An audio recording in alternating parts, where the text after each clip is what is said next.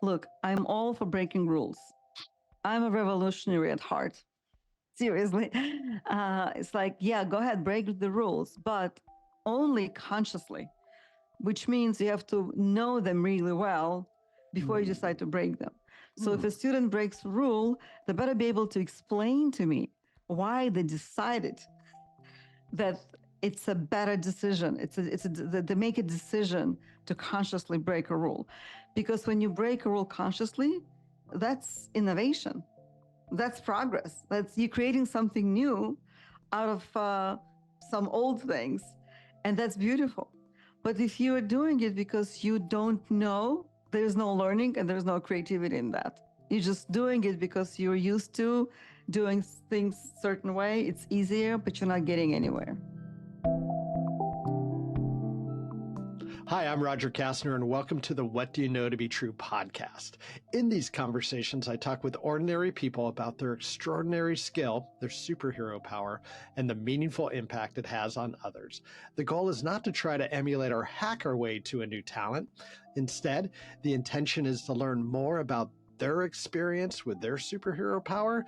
And in doing so, maybe we can learn something about the special talent in each of us that makes us unique. This conversation is with Marianna Lead and her superhero power of teaching. Marianna is a dynamic personality, and she brings that strength and energy to everything she does, from teaching to acting to coaching and running her own business. Her superhero power is tied to her deeply personal values and needs. And as she points out, it's the same for you and me. If you're ready, let's dive in.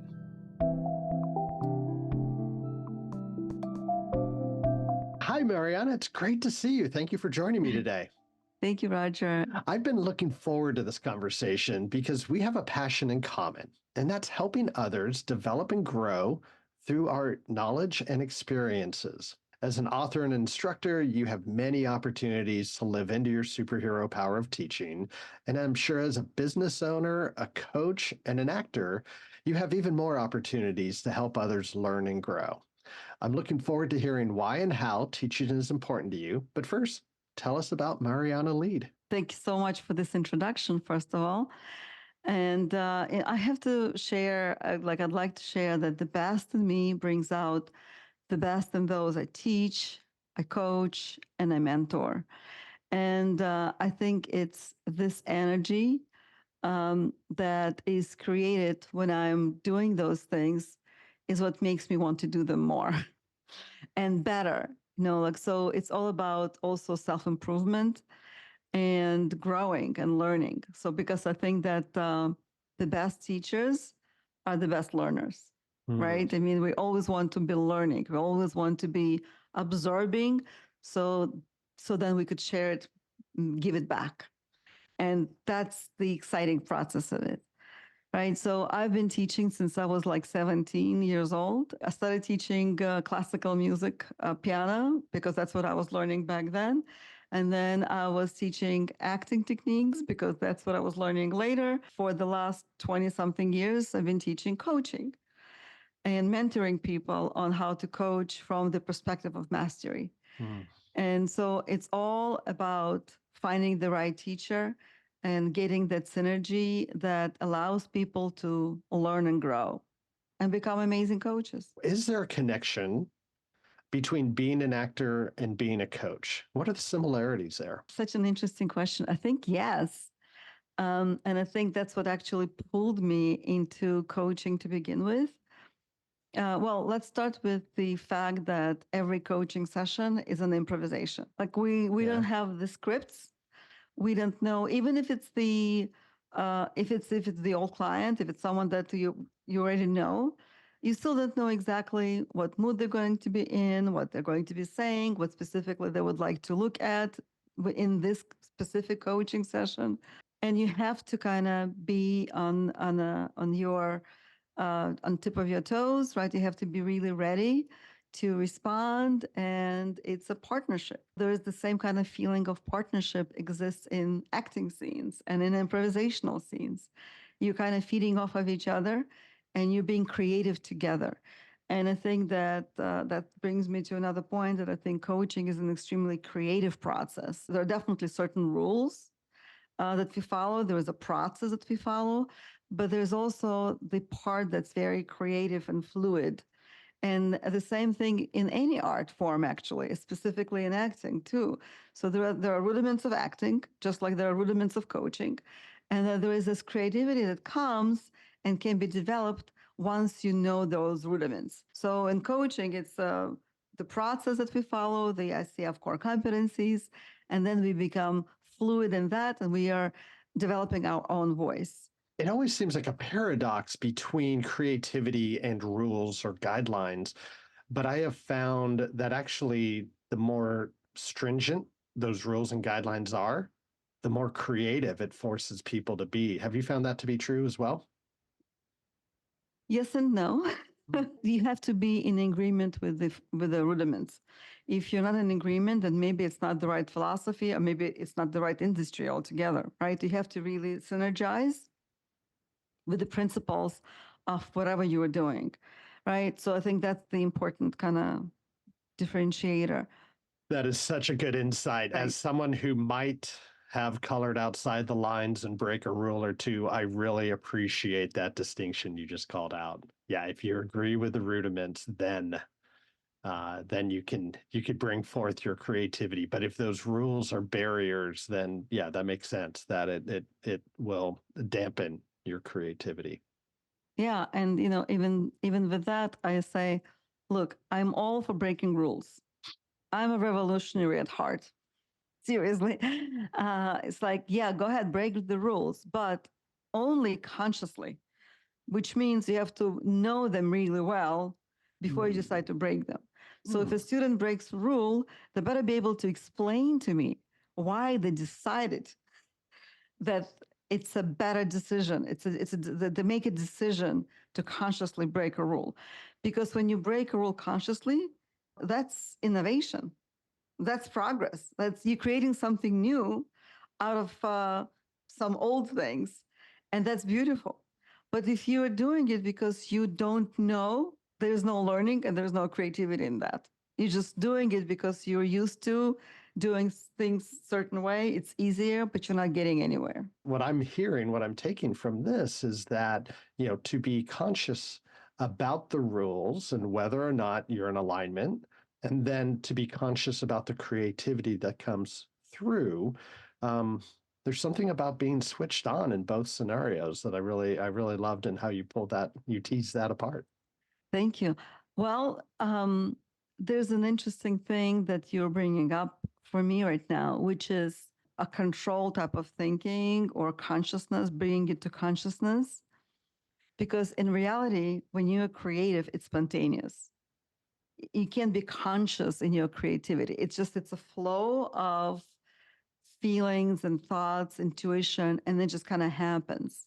When we think about the rules that you want to break, right? The rules that you're breaking them consciously only when you know them so well that those rules become part of you. So those rules are also something, or they become something that you don't consciously have to remind yourself about and think about. They're kind of part of your being.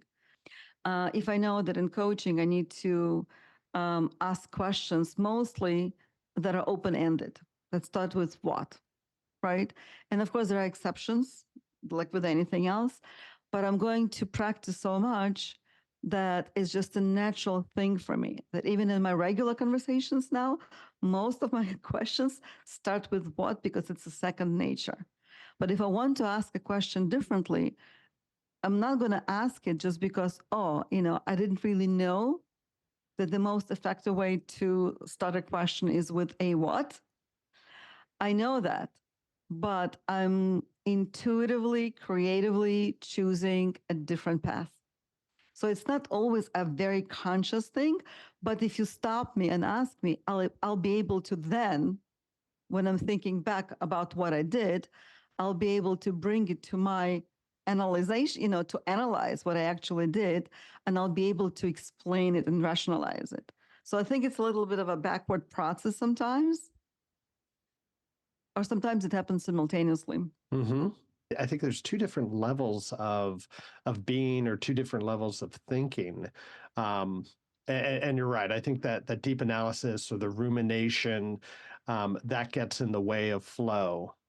But I think there's something very central to flow, where there's still that level of consciousness of being aware and reacting, but it does feel a lot more natural, and there's a lot less brain processing going on, and perhaps that's why it might be a more desirable state to be in, because sometimes I think our brain just gets in the way of a better experience. I'm just, as you were saying these things, I was thinking about um, how do I experience in my body um, the coaching flow, the Mm-hmm. flow, the creative flow.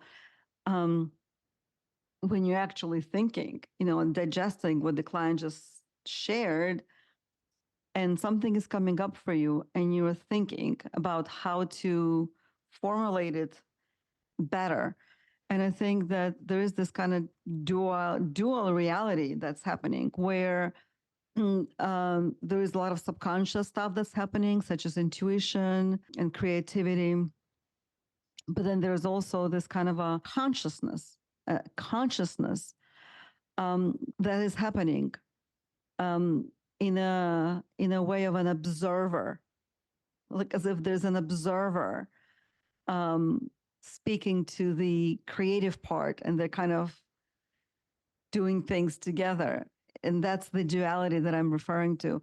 I think that when we're trying to explain it, I think it's a very complicated process actually that's happening. But when you're in it, it feels very fluid and natural. A good friend of mine, Enrique Martin, once was explaining a topic to me, or explaining his experience with a topic, and he talked about the limit of language, and how we don't have words to explain a lot of the things we're trying to explain. And it really kind of made me sit back and think a little bit about, no, there's plenty of words. I mean, there's so many words. There's a bunch of words I don't know, and I tend to use the smaller words, because those are the ones that my vocabulary can handle. And there's got to be bigger words to explain the things we're trying to explain. But I know Enrique knows those very big words, and for him to say that there's a limitation in language, I believe that to be true. And so I think there's some of the challenges we're talking about. Um, Part of our challenge is that there's a limitation of language and words, and then not even throw in our processing of how we not only encode, but and then also how we decode those words and what the words mean to us. It's amazing we get any ideas shared amongst each other. To add to that, so our school is one of the first schools that was completely 100% online school. And the reason for that was because I always wanted to have all kind of cultures present in my classes, with different time zones, different mindsets, and people whose native language was maybe different than English. And well, because I'm also an immigrant, right? Like I came many years ago, but I came from a different country. I'm actually from Kiev. I'm from Ukraine. But the bottom line is that people assimilate when they come here, but those who are in different countries, they literally think in other languages. And even people who came here still think sometimes in their mother language. And so I ask sometimes, do you actually interpret in your head into your own language what you hear and what you would respond, and then going back and forth between English and another language? Because I don't. I literally think in the language that I speak, but I know that many people don't. And I think that coaching, being focused, I mean, all of our tools are language related in coaching, right? Um, and so I think it's interesting to see the differences with different languages. Mm-hmm. And so it just becomes fascinating to see how that interpretation, especially when people, because I understand English and maybe two other languages, right? But three other languages. But so when people say something, I can hear that mental translation that they're trying to do, um, and it doesn't sound exactly right. But it's fascinating to me because people who will speak European languages, even though they're going to speak in English, they're going to have a different pace to the sentence, for instance. And if another European is listening, they will understand 100% the question and then they'll respond to it. But if it's someone from Asia or American born, they're going to say, "Can you please rephrase your question? I didn't get it." It's beautiful, and it's also a little scary because you think about how careful you need to be with every single word that you're using. There's a big step that happens in the coaching world, that when we start thinking as a coach instead of thinking as an advisor, it's easier then to manage ourselves, to self-govern through those situations when we start getting an idea of like, oh, I think they need to do this. Instead, we need to start off that conversation or switch into the language of a coach, thinking like a coach rather than thinking like an advisor. Yes, absolutely. I also find that it wastes a lot of time. So it does. So I hear a lot of like newer coaches, they're asking questions such as, have you thought of? Or have you done this and that? And more often than not, the answer would be, I already thought about this, but it doesn't work for me. Or I've done that. Or, very rarely you're going to hear, oh, actually, I haven't really tried that. I'm going to do that, right? And so I call these type of questions a fishing expedition. Because did you do this? Did you do that? Did you think of this? Did you think of that? And it just goes on, and it wastes a lot of time. And if we go back to an open-ended question, so what have you tried in the past that worked? Ding, ding, ding, ding, ding, ding. Mm-hmm. They're going to tell you what they did that worked.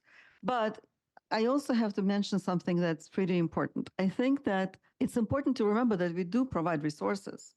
If you're an expert in something, like what you were mentioning, I really know something and I want to give an advice. So you don't give an advice, but it's like a gift. You give a gift, but the client doesn't have to unwrap it.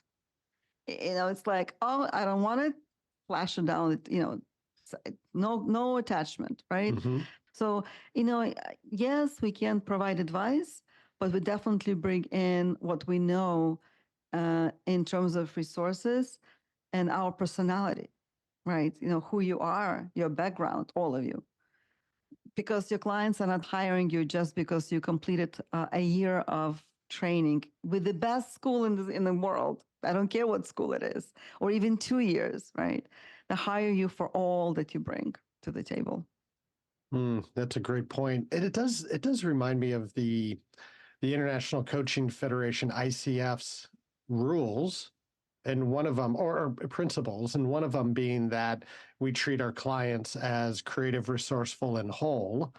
That they are able to find solutions within themselves, and those solutions tend to be not only the ones that better fit their needs based on their experiences and capabilities. And I remember seeing that most recently in your book, Me, My Brand, and Why. You called out that principle. Yep, right back there. And we'll link to that book in the show notes. But one of the things I really enjoyed reading in your book is the connection to values, or as you call it, fuel, and one's needs, or as you refer to it as the essentials. So, could you tell us a little bit about what you've come to learn about the connection between a person's purpose or their why and their fuel and essentials? I couldn't find a connection, a book that would, or a school or a program that would offer a connection between who you are, your why, your how, and your what, right? And so, like for instance, Simon Sinek he wrote an amazing book, starting with why. And I then started to try to work on my why. And I realized it's not so easy. It's just not, because it sounds very easy, but it's just not. And before you get to why, you really need to understand who you are first.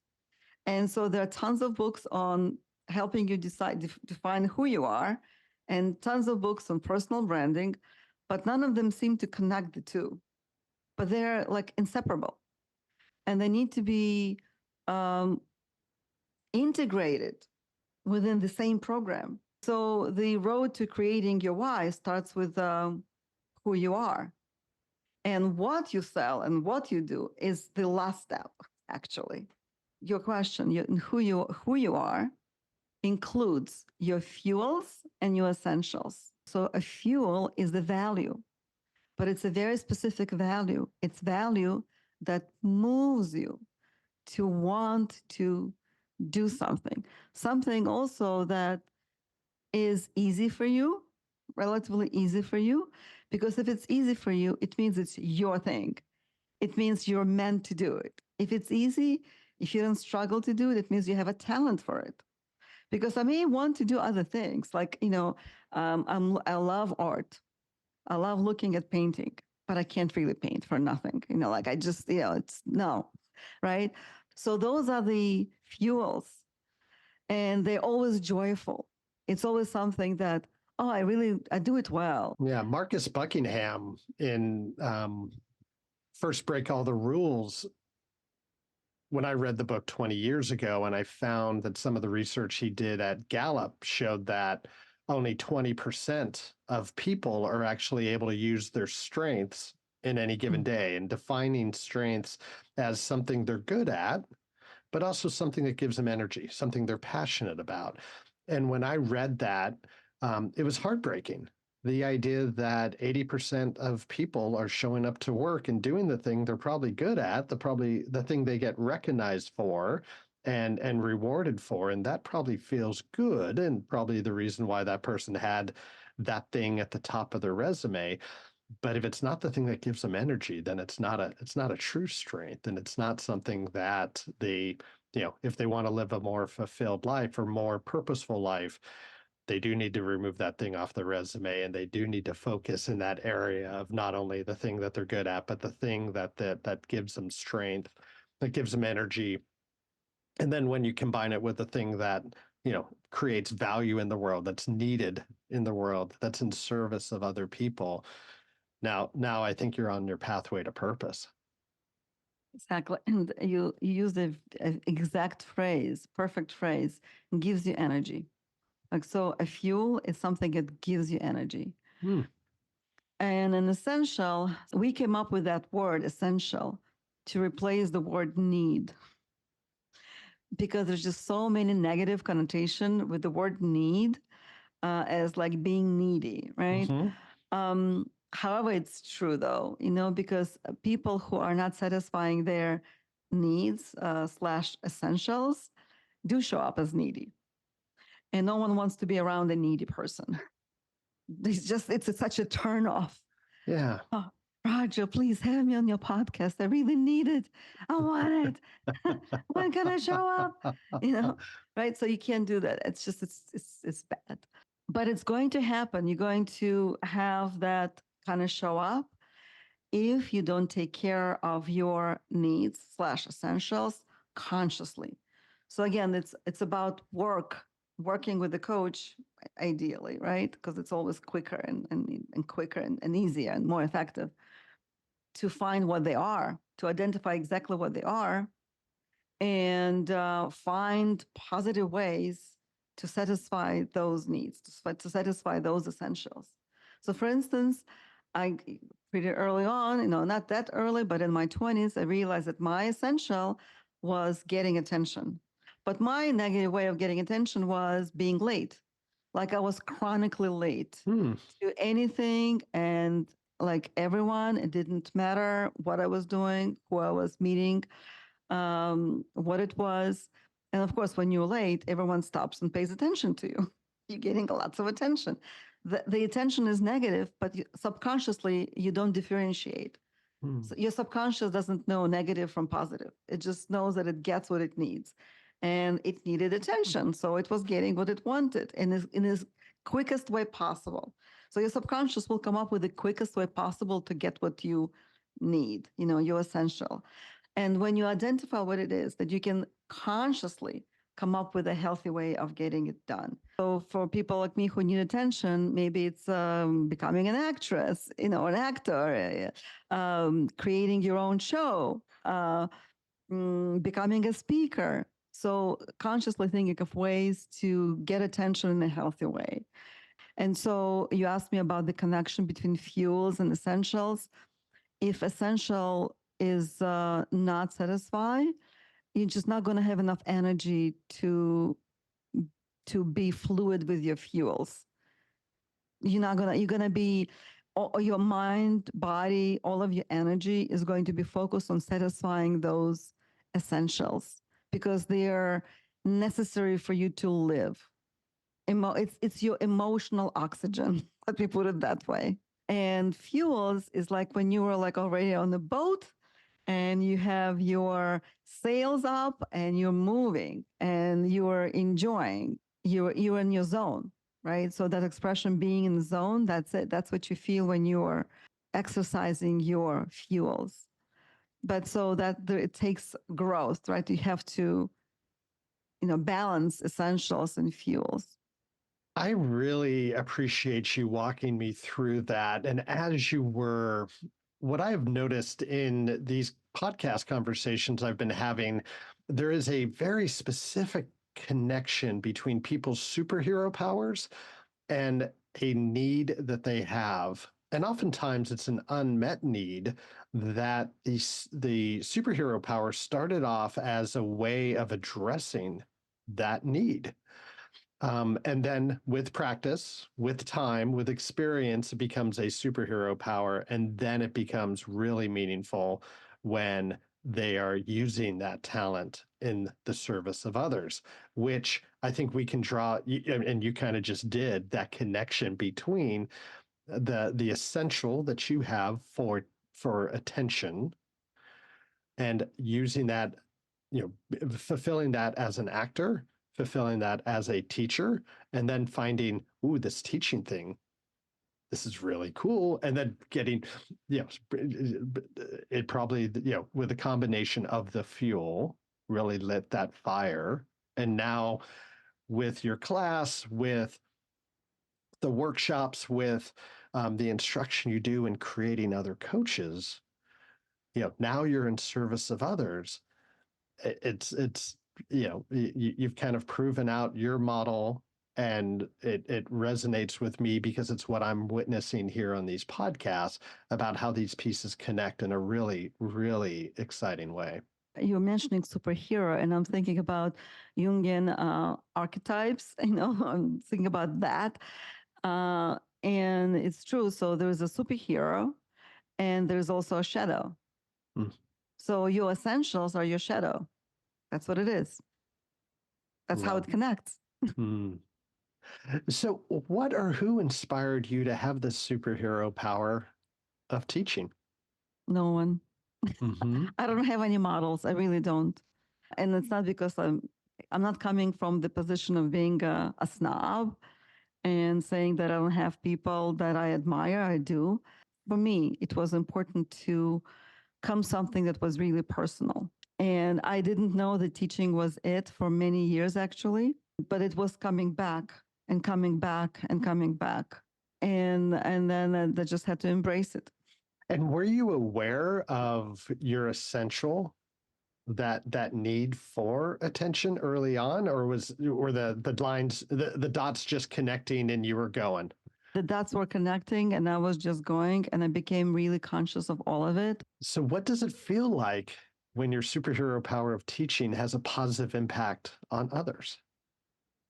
I think that, and you can vouch for that. I think that when we are exercising our fuels, when we are exercising our superpower, it's extremely rewarding.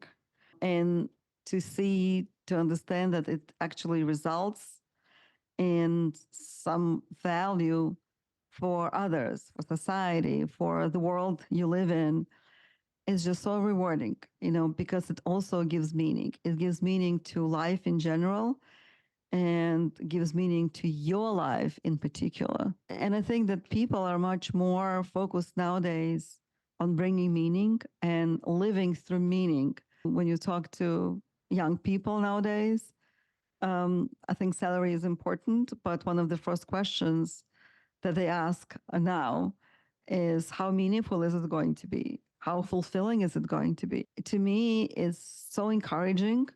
I think that this literally reflects that the world is changing to the better. I mean, I'm hopeful that the consciousness is changing towards what meaning am I intending?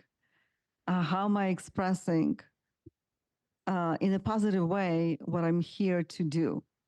And I think that's very important. This idea that more and more people are looking for purpose, of looking for that connection, of creating meaning up and down the spectrum of wherever you are in life. It's wonderful to see that. I think the more we live into our purpose and the more we experience joy in the thing that we, fulfilling our own personal needs, but then doing it in service of others.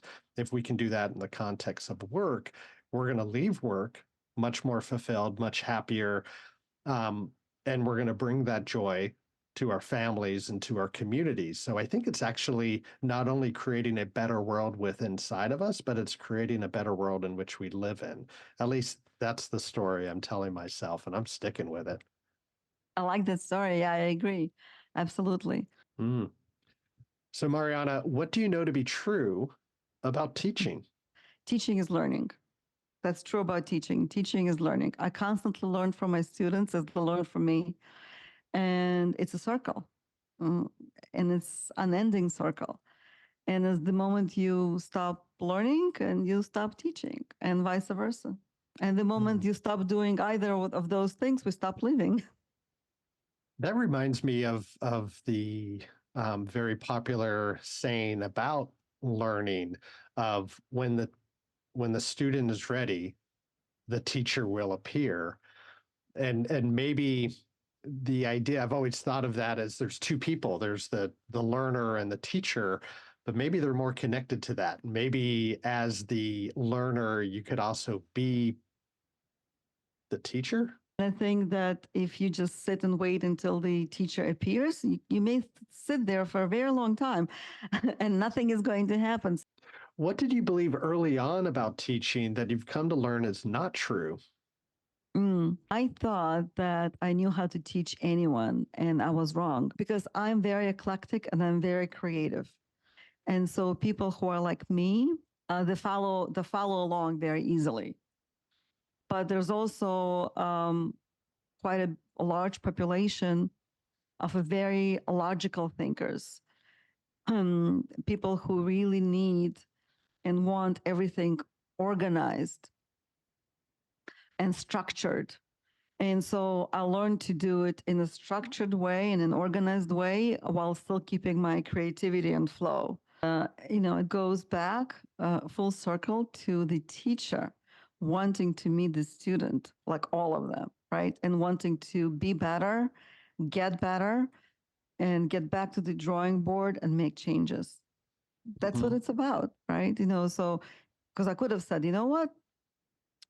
They don't like me, they don't have to come. Right. Which Right? I think that is a pervasive perspective of a lot of instructors. Mm. I think you might see that on a lot of college campuses, unfortunately.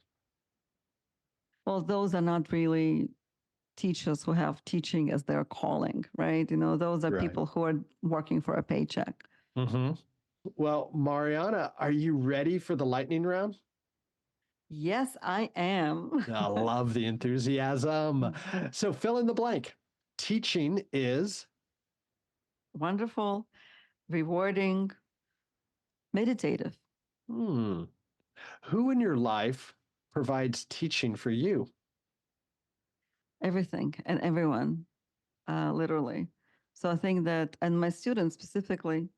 So my students, but also people around me. And I think that we'll learn from all of our relationships all the time. I think if we're paying attention, Yes. yeah, there's definitely an opportunity there.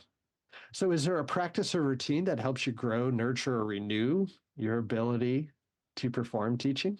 I think that just being creative in the ways that are not professional, meaning a hobby, like playing piano, because I don't do it for a living anymore, right? Playing piano or playing with my cats, taking a walk, anything that has to do with nature. I love playing, getting my hands dirty in the garden, you know, which brought me 2 years in a row to poison ivy thing. And my daughter is like, we should be just doing comedy show on you, because it's like, why are you doing it? It's like you want to get to poison ivy. You're like seeking it out on purpose. But no, so things like that really bring me relaxation and reset. I get reset. Those sound like mindfulness practices. Is that how you would describe it? Yes, totally. Lovely. So what's one thing that gets in your way of teaching? When I get a student that hasn't been doing homework for more than once or twice. And so then I have to really watch my energy so that I'm still in a neutral versus angry mode, because I do tend to take it personally. And I shouldn't, and I don't want to take it personally. It's not healthy for me either, right? Yeah. So I have to be really conscious of my responses when that happens. But I love that idea of that it's a give and take. Like we were talking earlier about when the student is ready, the teacher appears. There's a relationship there. And you're going to bring everything you can to that relationship. And it sounds like there's an expectation that the student is bringing a certain level of energy, of participation, of engagement back. And so when it doesn't happen for you, when you're not able to bring that energy or they don't put in the energy, that probably does feel a little deflating. Yeah. What word or phrase describes what teaching feels like when it's had a positive impact? Enlightening. Going back to relationships and experiences, right? I think that, especially in coaching or any art form, why would you take a course? Like, what would be another reason to take the course other than to actually experience it and learn how to do it live under the guidance of your mentor, teacher, right? Because you can read, and it's like when you say book knowledge, well, go and buy a book. Like, it's like this was my problem in school, in high school and in middle school. I usually knew more than the teachers did because I just read the book. Okay, just like you could just read the book. Like, why do I have to sit here? Let me go home. I already read this, because the teacher would literally like open up the book and go through the pages, and it was just boring. It's like that's not what we want. I don't think that's what anybody wants. I've had the instance where a student might be required, or they feel like they're required to be there. Like they need a certification to keep their job or to get promoted. Exactly. And so they show up, and it's kind of a shame. And I try to go towards inspiration of, and I'll probably say something to the student along the lines of, well, if you're here and I'm here, how do we get the most out of this experience, or something like that, to see if that could inspire them to see where are the opportunities to learn something and not just physically put in the time. I love it. Absolutely love it, because it really shows that coaching partnership that we've talked about, right? It's a partnership, and same with between teacher and student. It's a two-way street. So right, so we're totally on the same wavelength, you and I. So if a listener wanted to ask you a question or follow up with you or learn more about your business and your classes, where do you want to point them to? my website, probably, which is goalimagery.com. And they could press on contact form and contact us directly. And if you want to talk about coaching with me, then there's a button there that allows you to actually book a meeting with me on my calendar. And I personally will show up and I'll be happy to talk to you about coaching. Oh, lovely. And I'll put the links to those in the show notes. So, Marianna, thank you so much. I really appreciate you. I appreciate this conversation. I've learned so much from you in just the short time we've been able to know each other. Thank you for sending me your book, which I highly recommend. I think it is at that intersection of understanding your own personal why. There it is. As well as understanding the brand and how you put yourself out there and how you get other people to know what you're about. I really found a lot of value out of that book. And you're not paying me to say that. So it's what I really truly feel. And I really appreciate this conversation and everything that we've talked about. So thank you. Thank you very much for your time and your insights. Thank you so much. I am going to offer a workshop that will help people to, like, literally, I will take you through the steps of creating your own brand, because I think that not just for new coaches, I think for anyone, it's just so important to understand who you are and what your personal brand is. It's just, it creates so much freedom and joy in your life when you know it. And it also serves as a decision maker for a lot of dilemmas, and like really important dilemmas, like what I was mentioning before, where to live or whom to marry. Mm-hmm. You can find those answers when you know your why and your personal brand. I had the opportunity to actually do a little brand work with a client a little over a year ago. And to prepare for that, I actually went and consumed a lot of materials about helping people create their brand. And I will say your approach, where you're connecting it to purpose and connecting it to people's needs and values, is unique. I didn't see that before, and so I wish I did, but now that I'm much better at being able to articulate that.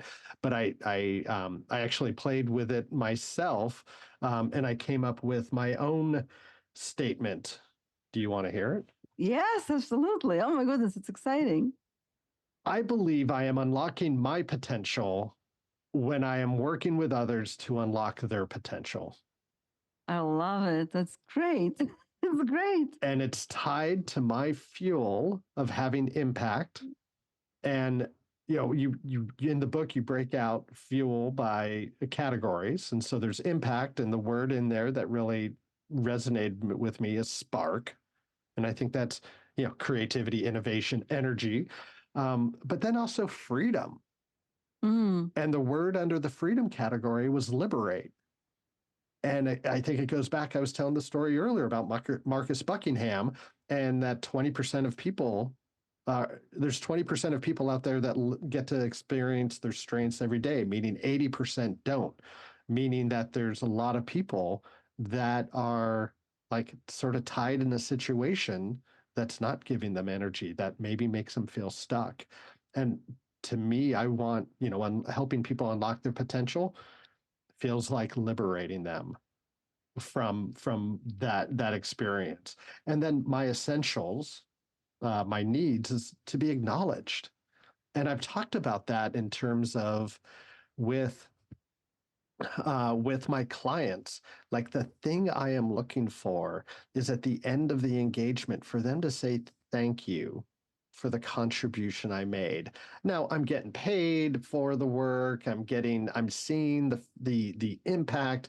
Like, I see all that stuff, and that stuff's really valuable. But I've always known it's that acknowledgement is really important to me. So as I was going through the book, and I'm like, yeah, my essential is to be acknowledged. And I can tie that back to an unmet need. and I'm sorry, this is beginning to sound like a coaching session or maybe even therapy. When I was growing up, we moved every year. And so from kindergarten through the end of high school, I went to 8 different schools, lived in 8 different towns. Um, and so not only was I was the new student without a friend group at the beginning of every year, I also had a speech impediment and I was pronouncing my R's as W's. So I was the kid with the funny, the funny way of talking, and the new kid, and I take away from that experience that I was being acknowledged, but not for the right thing, not for the thing I wanted to be acknowledged for, and maybe even not seen as someone who is valuable. And so this idea of the work that I'm doing, yes, I want to be acknowledged, but I want to be acknowledged for actually making a real impact, a real contribution to the lives of others. And I see that as where, their unlock is tied to my unlock. And that gets us back to liberation because it makes me think of the Lilla Watson quote. Lilla Watson is an Aboriginal activist who is quoted as saying, "If you've come here to help me, you're wasting your time. But if you've come here because you realize your liberation and my liberation are tied together, let's get to work." And that sparks joy and fuel for me. Well, I mean, I'd like to acknowledge you, Roger, for all of these amazing thoughts. And you're such a great interviewer, and it was easy to talk with you. And I really hope that we are going to jointly create impact. Your fuels and essentials are very close to mine, very close to mine. And no wonder it's easy, for us to talk with each other. And well, hey, for the audience, maybe you guys won't need a workshop. Maybe you'll be able to crack the code as easily as Roger did just by buying the book. So it's me, my brand, and why. It's available on Amazon. Just type it up correctly, and it'll come up. And just that's it. And leave us your recommendations and feedback. And I would love to hear your whys. I would like to hear whys and what you come up with from all of our listeners. It's amazing. I think that this is speaking about impact. Just even that you read it and that it inspired you to do the homework and actually get this done. And you were telling me all of the stuff that you were just sharing. It's amazing, so I'd like to acknowledge you for that work as well. Well, when the student is ready. Thank you so much. This has been lovely. Thank you, Roger.